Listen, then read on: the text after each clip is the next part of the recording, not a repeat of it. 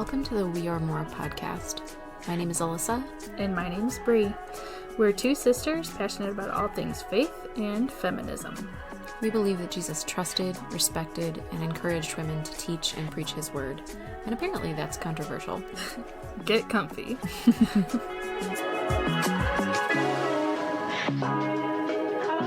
Oh my gosh, you started recording Just now.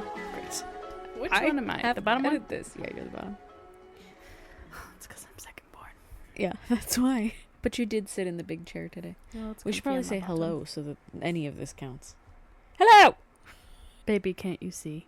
Oh no. All right, Bree, read your line. Baby, can't you see? We're gonna get copyright infringement. You know that I'm toxic. I do know that about you, actually. Like sludge? Yeah. I actually imagine the creature from, what was that movie with Robin Williams? Flubber. Yes, I envision Flubber. I thought you were going to talk like the creature from the something lagoon. Dark Lagoon? Black Lagoon. Black Lagoon. Have you seen that? I don't think No. I've ever seen that movie. That was I've before our barely time. seen Flubber. Mom wouldn't let us watch Flubber when we were kids. I don't know why. I Because don't I either. recently watched it. Not recently. With it like a couple of years ago. Mhm. And it's incredibly boring. Am I going to make people mad about that? Probably because people love Robin Williams. I love Robin Williams, but I didn't like Flubber. I'm sorry. So today, I feel like I start every episode with, so today. So today. Also today, we have given up on telling you guys which episode number it is at the beginning of the We episode. have no idea. We literally have no clue. And what's actually more frustrating is sometimes I'll be like, Alyssa, what episode just came out? And she's like, 12. That's not what I mean. I mean, what did we talk about? I have no idea. But the problem is, we'll sit down to record and we'll start recording and we'll be like, oh yeah, hey, this is episode 13. But we're not used to recording every week yet. Mm-mm. And it's not episode 13, it's episode something totally I different. had no idea. And then I have to cut that whole section. Yeah, we're done with that. Yeah. Today, we're talking about toxic femininity. Yes, today on this, the episode of today. On this, the day of my daughter's wedding. What is that from? On this, the day of my daughter's wedding. I think Oh. it's The Godfather. I've never seen that. I've never seen that. So we're just quoting randomness now. Yeah. Okay, good. Also, I could quote from that movie Summer Magic.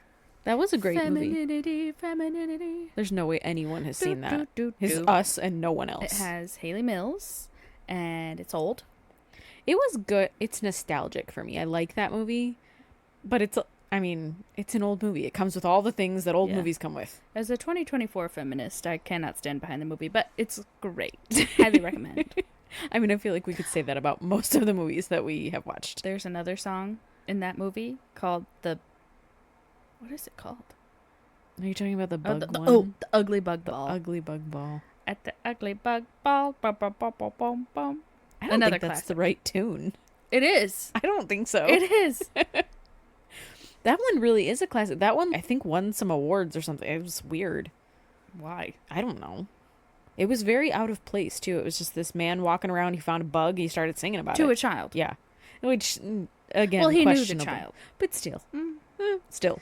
You should watch the movie and figure that out by yourself. I don't know that you should watch the We movie. should have a movie club, like a book club. We could have a playlist, a music playlist, and a movie watch playlist. You have a lot more faith in our ability to do things than I do. I have a playlist.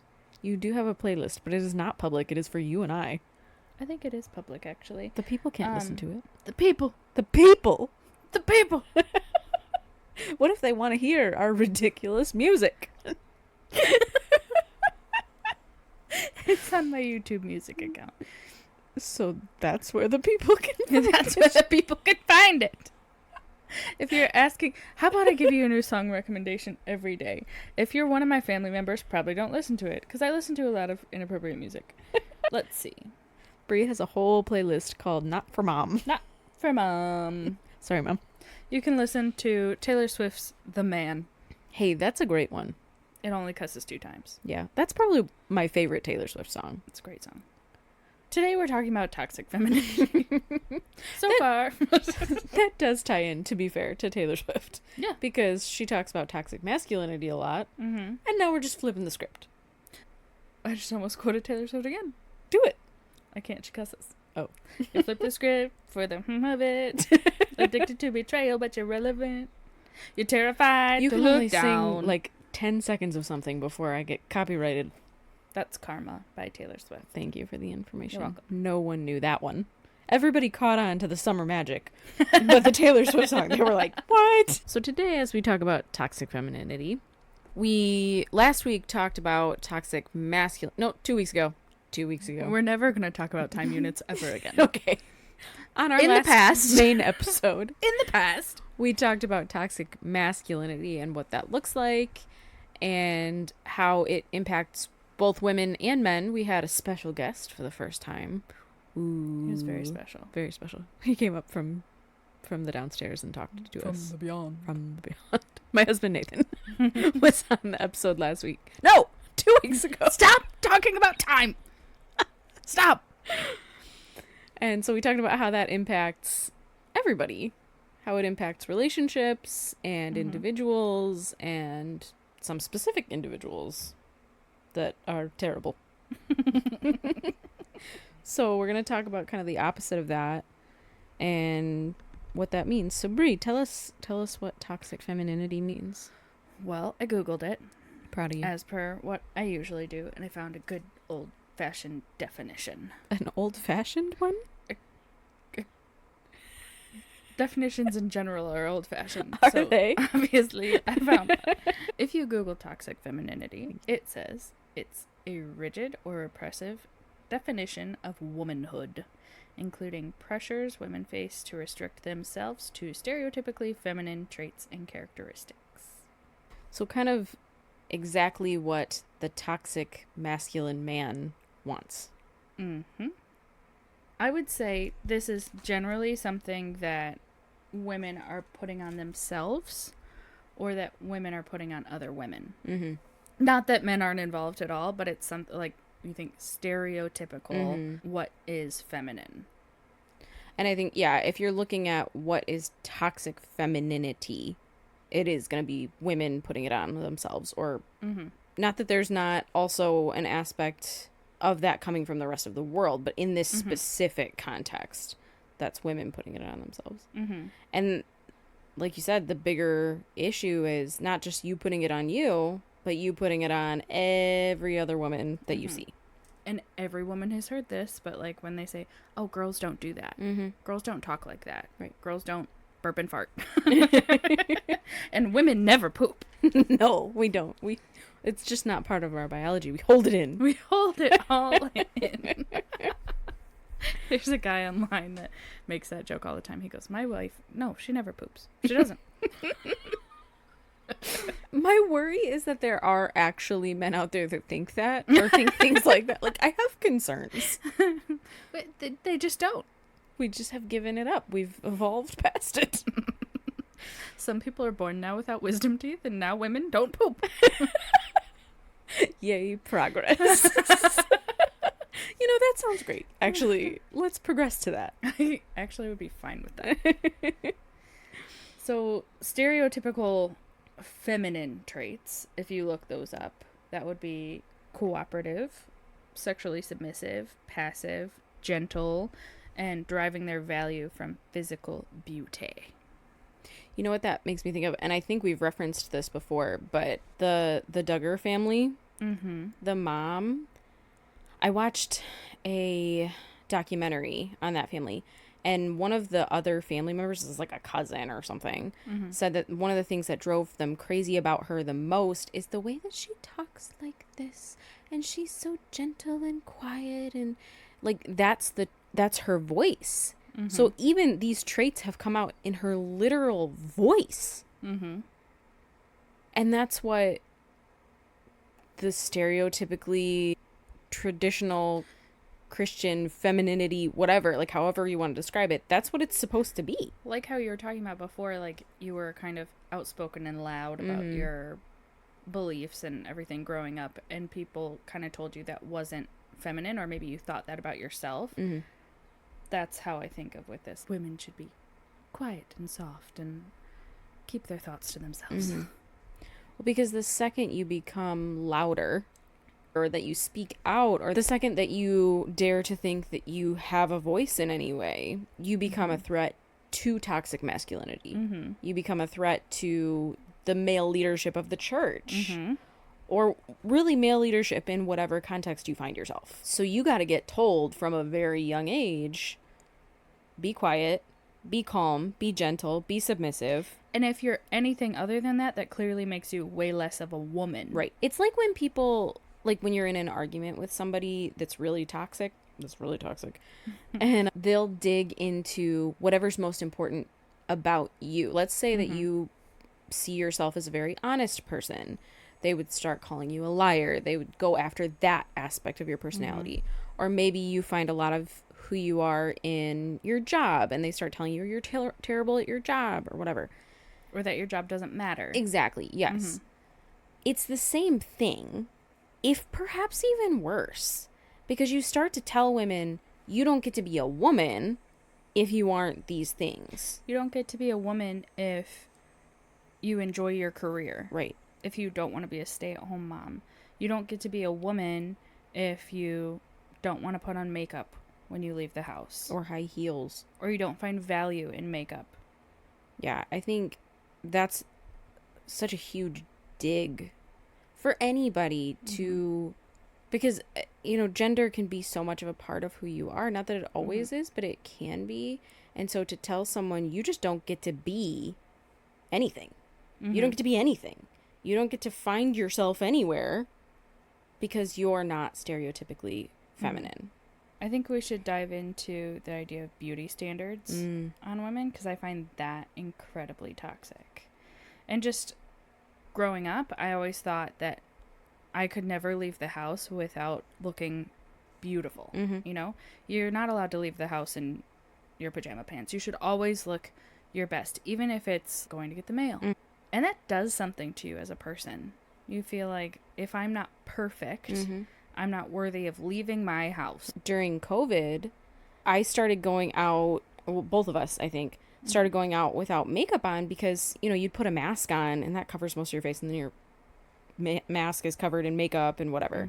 So I would go to the store without makeup on, but, you know, half my face was covered, so at least I wasn't offensive to the rest of the world. And then masks kind of faded away slowly, and I still was occasionally going out without makeup. And I remember the first time that I did, I think we went to like Target or something, and the first time that I went out and didn't have a mask or makeup on, and I literally felt like I shouldn't be allowed in the store. Like I should not be allowed to walk into a public space because my face in itself was so offensive to everybody. And I'm a pretty confident person. Bree's a pretty confident person. But when you're told by society at large your entire life that you have to be the prettiest girl in the room or you're nothing, of course that's going to screw you up. Yeah. Or women look at other women who maybe don't put in the same value to outer beauty as they do, and they look down on them. And they teach their children to look down on them. And I think one of the ways that we've rebranded it is we've said, well, you should look presentable. That's what we've done. We've said presentable, because we can't say you have to look pretty, because that's a little controversial, right? You can't tell girls you have to be pretty. Some people do, but it's almost worse. Yeah. And you think of the difference between what is presentable for a woman versus what is presentable for a man. Because when I get ready in the morning, now I like makeup. I like to do my hair nice. I'm not saying, there's literally nothing against that. If that is something that you enjoy doing. I just spent $100 on skincare. No shade at all. If that is something that you take pleasure in for yourself. But when I get ready in the morning, it takes me an hour because I have to get my hair done, and I have curly hair, so I have to gel it and wait for it to dry and all the fun things. And do my makeup, and that takes half an hour, and find clothes, and that takes a while, and whatever. And my husband literally finds clothes, and that's all. That's how he becomes presentable to the world. And no one would look at him and say, well, you don't look presentable. But if I walk out without doing all of those extra things that take me forever, then I am no longer presentable or feminine or a woman or upholding Christian standards. Because we talked about this in the Toxic Masculinity episode. Christianity tells women, I don't want to say Christianity, actually. Toxic Christianity tells women that if you are not beautiful at all times, if you do not look perfect, if you do not maintain a beautiful womanly figure and whatever, and buy all the skincare and make yourself look 20 years old, if you don't do those things, then your husband is going to go find somebody who does. And it's going to be your fault because you weren't beautiful enough. And toxic femininity tells you that too. Yep. I can't say femininity. Femininity. I'm going to sing that the entire time. Great. I would love that if Something else that I saw, it's maybe an older trend on like TikTok and Facebook, whatever. But it was these women saying, look at this. These men are saying that they prefer women without makeup. They look better without makeup. But they're showing the pictures of the women. They're saying like, but she's wearing makeup. Look at this. And it's supposed to be just like a natural look of makeup. Now these women are saying, men can't even like you without makeup on. See, now you at least have to make your makeup look natural. And you can't win no matter what you do. And they really won't believe the men if they say, no, your face is fine. Your face is acceptable the way it is.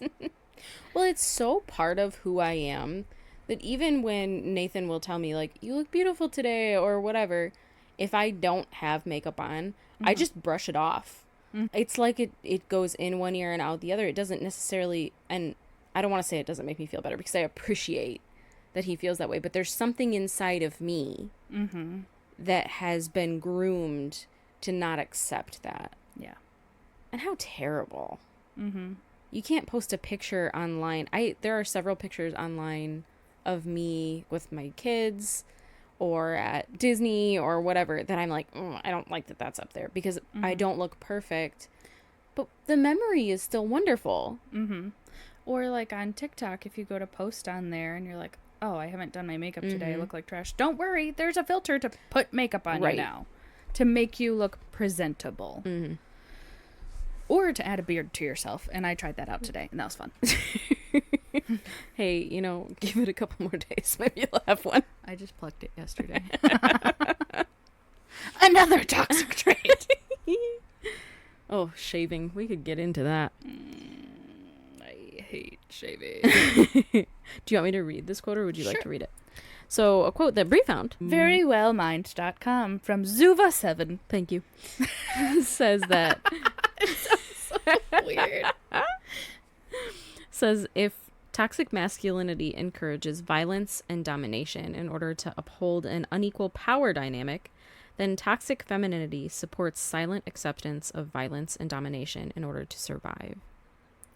I really liked that quote because I wanted to dive into that word survive at the end. It's not like Bear Grylls, like camping, hiking, fishing, survival skills. It's women are constantly trying to stay alive. That their existence is always in question. Well, bounce that back to we talked about this recently. Never say recently we talked about this. The bear versus man debate where women are asked, would you rather, if you're walking alone in a forest, would you rather come upon a bear or on a man? And women are saying they'd rather come upon the bear because we're fighting so hard to survive that's how scared we have to be of men. Not every man, but enough of them that we have to constantly be on guard. Always.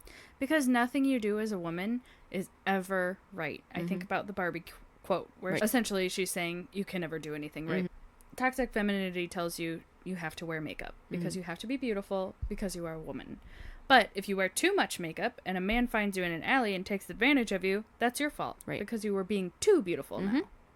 Or what clothes you're wearing.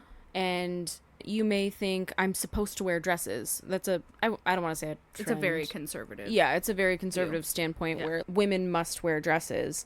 Or, like, you look at the Amish, women must wear dresses. But then you flip the script, and if you wear sundresses, that's the wrong kind of dress, and you're showing too much of your skin, and you can't do that. And How dare you show a shoulder? Yeah. It's insane. That clavicle. And anything you do wrong excuses violence from men somehow. How is that possible? And toxic femininity only encourages that viewpoint. Yes. You even look in court cases, and you'll see in cases of violence against women and things like that, they'll ask the question to the woman, were you drunk? Were you... Were you leading him on? Yeah, were you leading him on? Were you saying suggestive things? Had you said suggestive things earlier? Did you give him your phone number? Maybe that encouraged him. Whatever. So even in our legal system, now I'm not saying the judges are necessarily siding with this, but even within our legal system, this is happening. Yeah. Even in the broader culture, not just in church culture. And women know that. Right. So again, we're just trying to survive. And this concept of toxic femininity, I have said femininity like 4 times. We could make this a drinking game again. Oh, good. Every time we mispronounce femininity, people get trashed around the world. Great. But toxic femininity responds to toxic masculinity in saying, going to do this, like they said, to survive, to keep going. And imagine how toxic those things become when they meet. You know, toxic masculinity is horrifying on its own. Toxic femininity is awful on its own. Both are damaging to each individual person. But you bring them together. You bring a man that believes that in contact with a woman who believes that. And that's when tragedy happens. That's when massive abuse happens. Well, you were saying earlier, the man is going to get more power, get more dominance, get more violent, but the woman is going to get abused or die from it. It could lead to her death. Right. And it's not good for the man either. He's not, like, doing great. We talked before about how men are less likely to seek mental health, things like that. This isn't good for men either, but at the end of the day, they still have power. They're still in power. They're still sitting at the top of the hill looking down at everyone else. The woman is literally not able to keep going. She's beaten. She is bruised. She can only submit and be passive so much before she no longer exists. Right. Exactly. And we see this in culture at large, but we see it so heavily in the Christian church, and unfortunately so heavily in our own lives.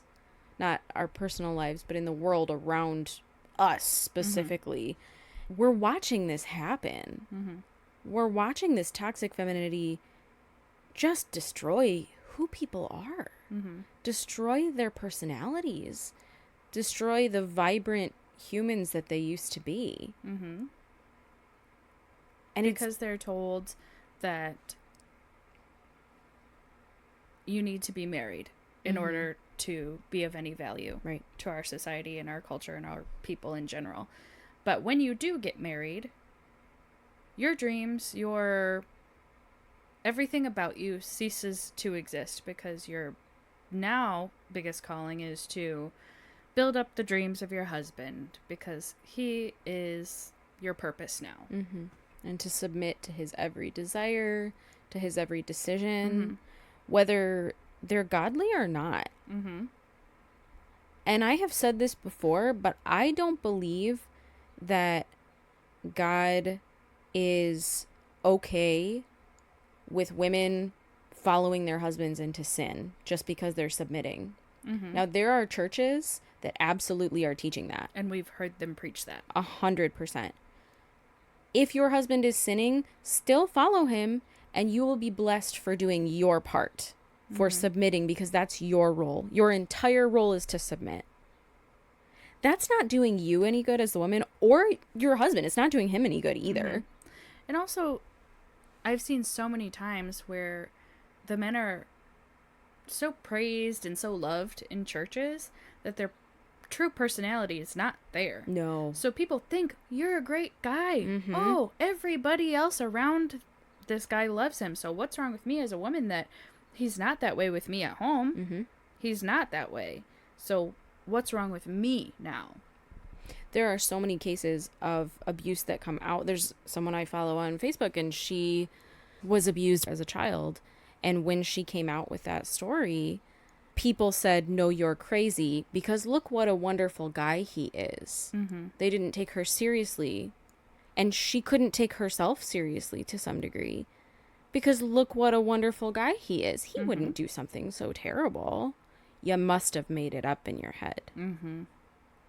If he's a terrible guy to you behind closed doors, whatever position this person is in, whether it's a parent, whether it's a husband, whether it's a partner of any kind, a friend, whatever, I don't care. If he's like that to you behind closed doors, that's who he is. Mm-hmm. Well, they say who you truly are is who you are when no one else is watching. Yes. I am most myself when I'm around Bree, when I'm around Nathan, when I'm around my mom. Mm-hmm. That's when I'm most who I am, because I'm the most comfortable around those people. And I know that they're going to stick around. Mm-hmm. So I might not. you have no choice. You are my sister and you love me. Hold my hand when you say that.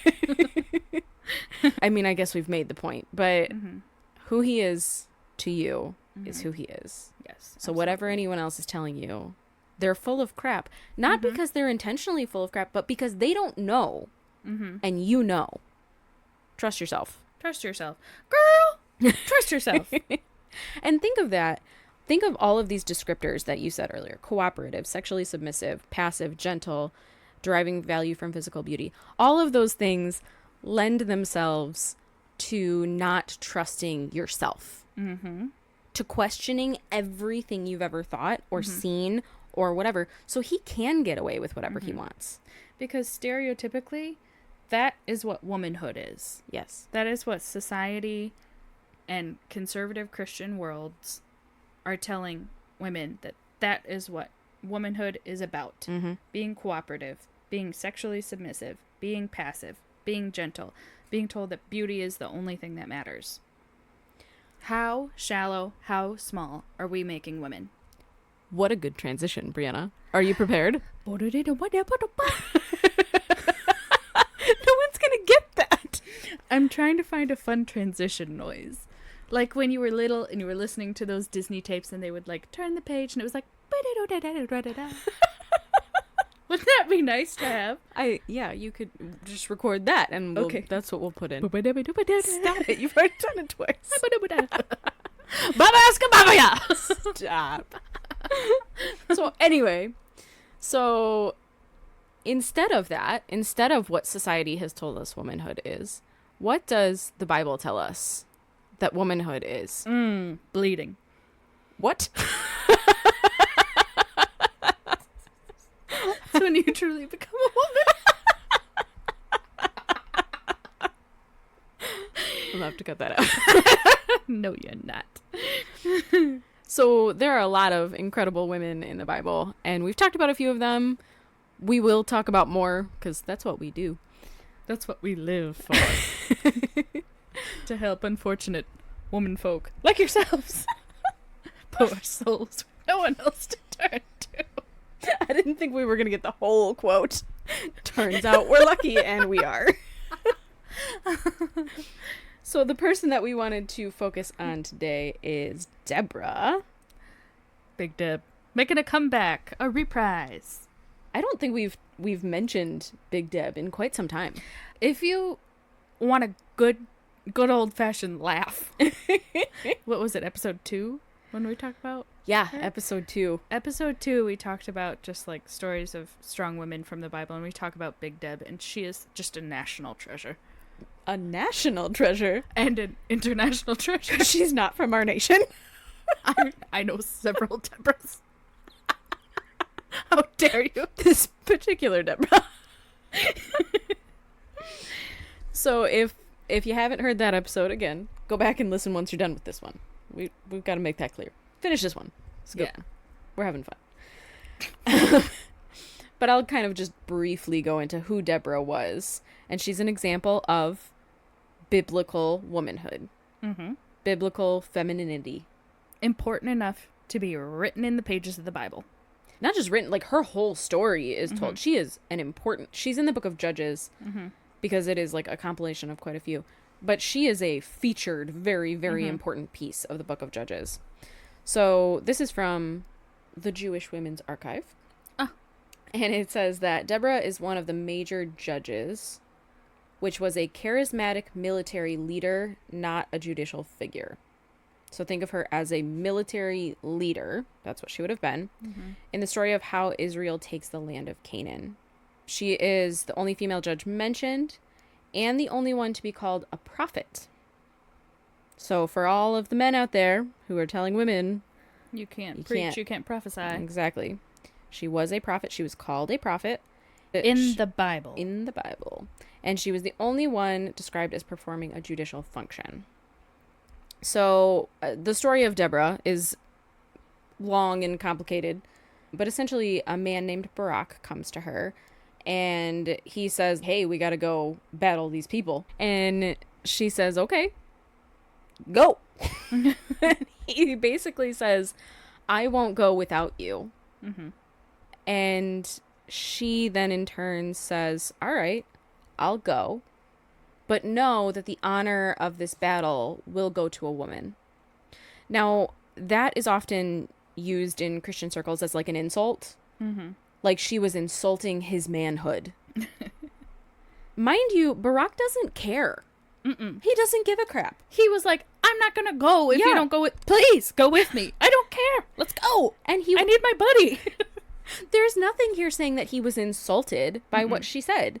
He wasn't like, well, if it's going to go to a woman, then forget that. I'm going to go because I'm a man and it should go to me. No, he was like, okay. Whatever, let's go. She was just telling him, as a fact, it's not going to go to actually either of us. Right. It's going to go to someone else. Right, exactly. And so they go, they do battle. One guy escapes, and this is kind of part of a different part of the story, but... If you want to hear the whole story in great detail and great humor. Great humor. Episode 2. But one guy escapes, runs off. He's gonna kind of, I think, go tell everybody else, like, hey, come on, help us out. Tell it on the mountain. Thank you. But he comes upon another woman named JL. And JL worries me a little bit. Frankly, I'm concerned for her, okay? I like her. I like her too, but little worried. So JL sees him and he's like, hey, protect me, keep me safe. They're coming after me. Kind of demands it of her, right? I'm going to hide in your tent. Yeah. Woman. And she's alone. It's just her. They did know each other, but yes. From like kind of in a roundabout way, yes. And so she's like, all right, yeah, come on in. Lay down, rest your head. You must be just so tired. Let me get you a beverage. Yeah. So she's playing the role of the traditional woman and right, like she's going to take care of him and whatever. Meanwhile, the moron falls asleep. Who's falling asleep in this scenario? People are literally coming to kill him. He's in essentially a stranger's house. He doesn't care. Really know her. But he thinks she's a woman. She won't do anything, right? So JL grabs a tent peg. I want you to think about this, okay? What was a tent peg made of then? Wood? Like splintered wood? Think of that. She takes a tent peg and the woman hammers it into his temple. Yeah. See, now I gotta mark this as explicit, but it's the Bible, so it's fine. Biblical womanhood. Tent pegs. And so she kills him. Now, I gotta think that at some point during this, he woke up. And was like, ow. Yeah. And she still went on. Yeah. This is violent, okay? This is a violent, brutal murder. And then Barak and Deborah come back and they're like, hey, have you seen this guy? She's like, oh yeah, I think I saw him. Come on into my tent. Let's check it out. And they come upon this man with a tent peg in his head. And she's the one that won them the battle. Right.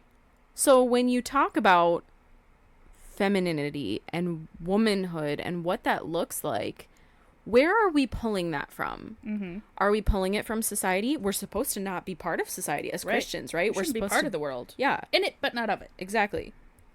So what are we pulling our definition of femininity from? We're pulling it from the world. Absolutely.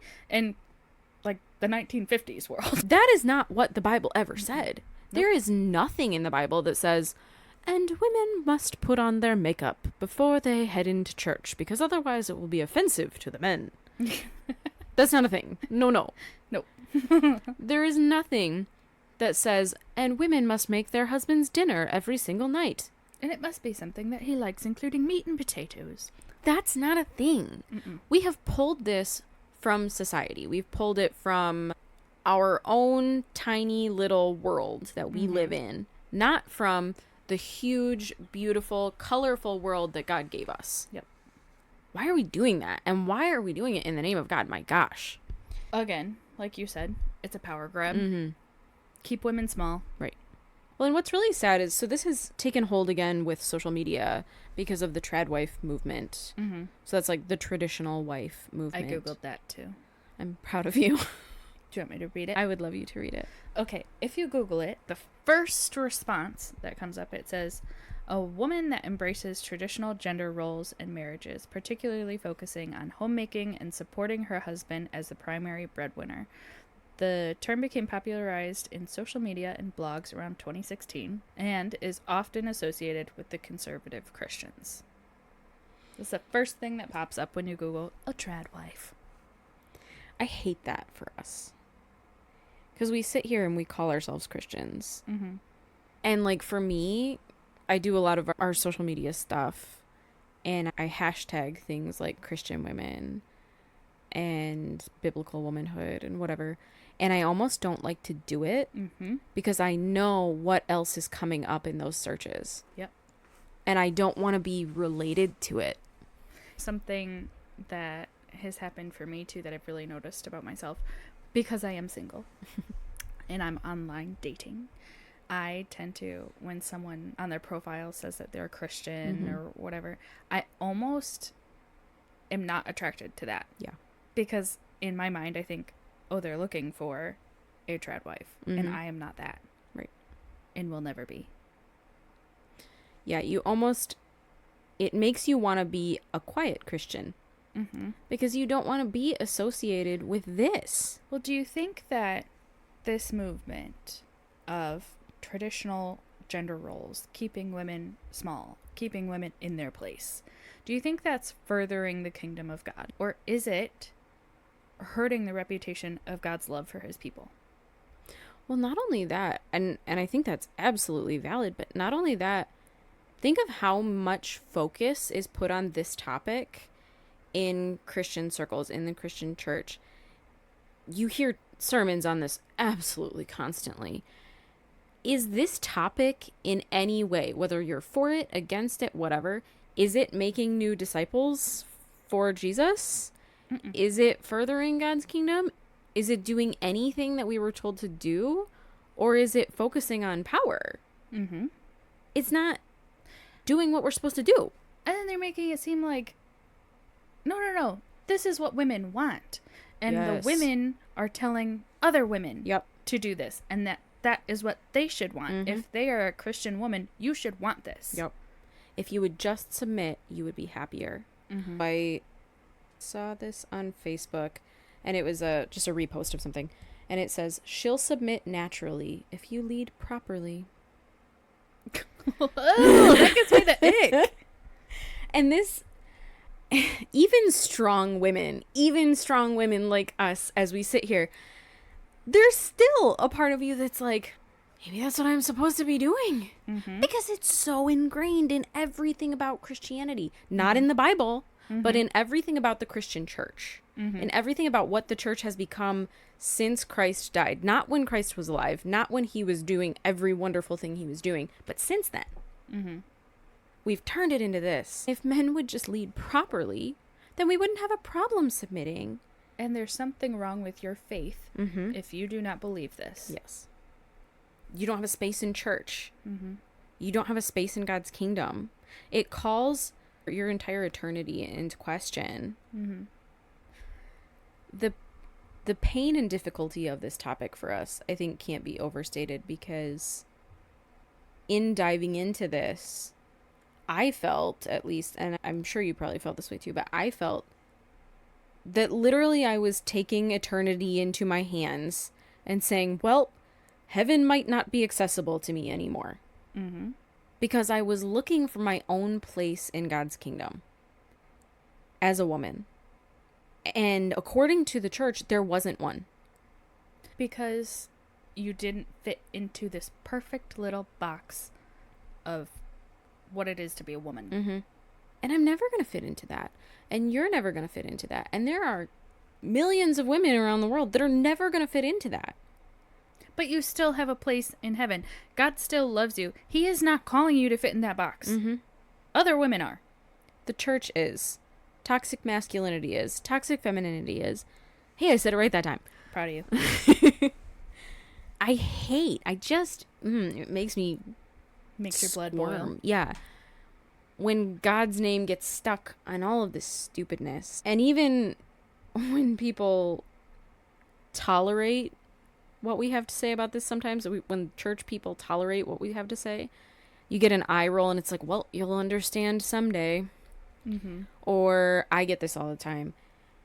Well, you must have just not come upon an argument with your husband yet where someone had to make a decision, where you just couldn't come to a decision together and someone had to stand up and make that decision. And it has to be someone. There has to be one CEO, one leader of the team. No. I remember being in a group of women and them talking about their marriages or their previous marriages. And that exact topic came up. Mm-hmm. Like, well, if there's an argument, someone has to decide. And it's the man's job to decide. And I was like, well, why don't you just stop the argument Mm-hmm. and say, neither of us can come to a conclusion right now. Let's think on it and pray about it. Mm-hmm. And like we've said before in previous podcasts, if you're truly following what God wants you to do and you pray about it, God's going to lead you both to the same decision. Mm-hmm.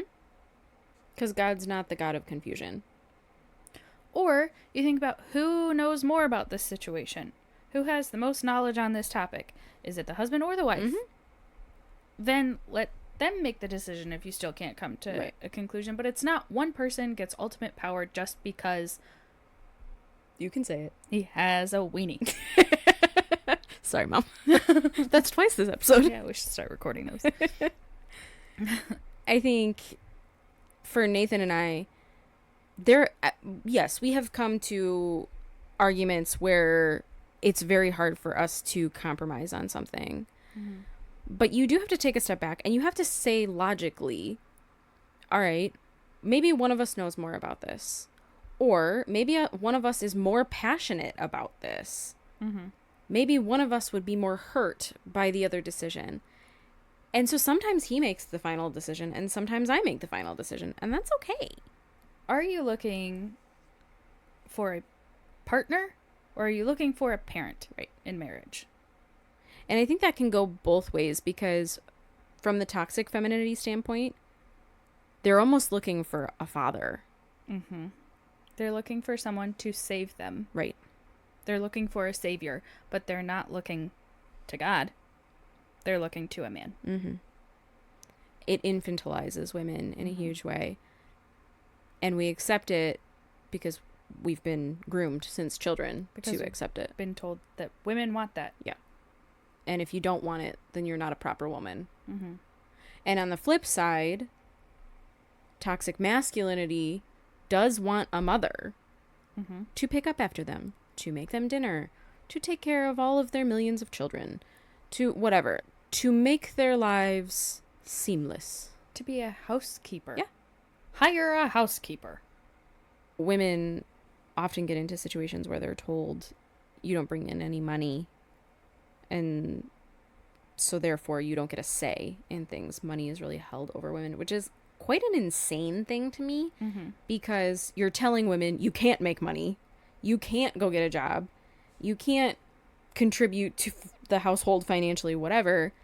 But then on the flip side, you're also telling them, because you don't financially contribute to this house, you don't get a say in anything. The money's not yours. I'm going to hide it wherever I feel like hiding it. I'm going to take it from you. Mm-hmm.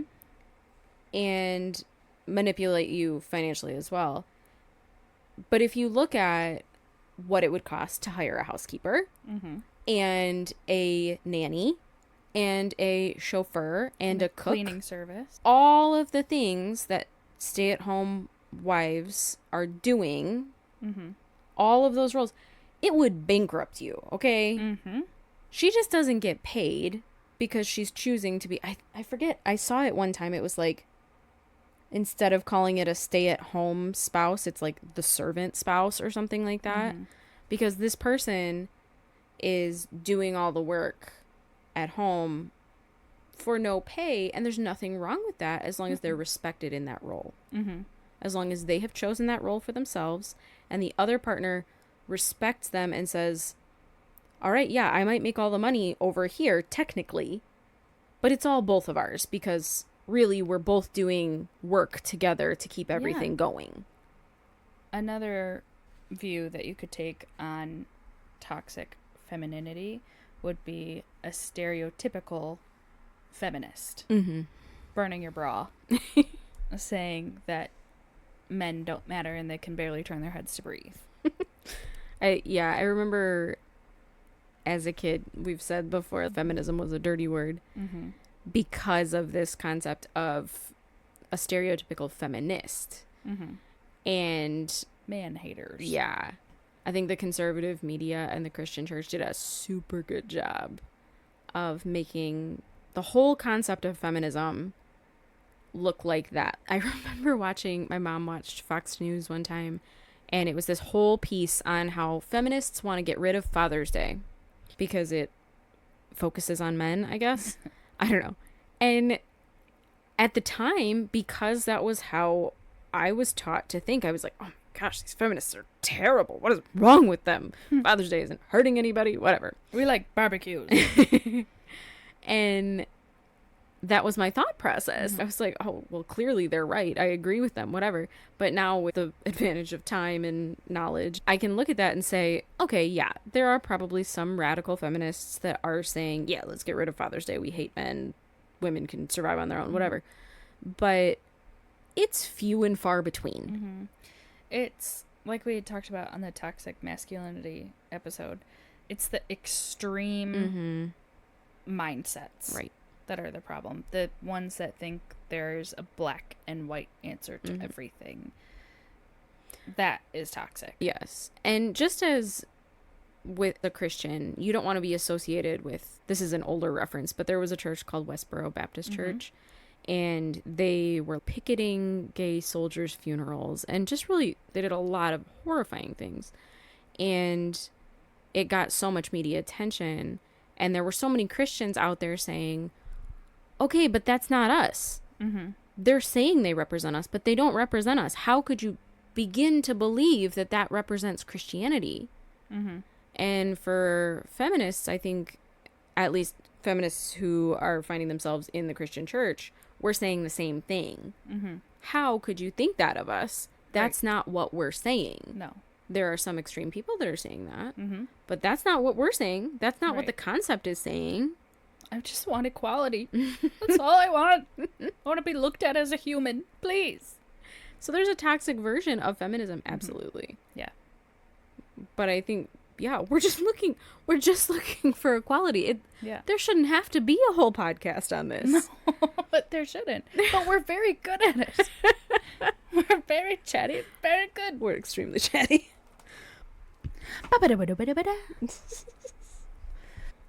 I saw a TikTok today, because have you seen, so there's like a song bite on the TikTok, I don't know how to describe it.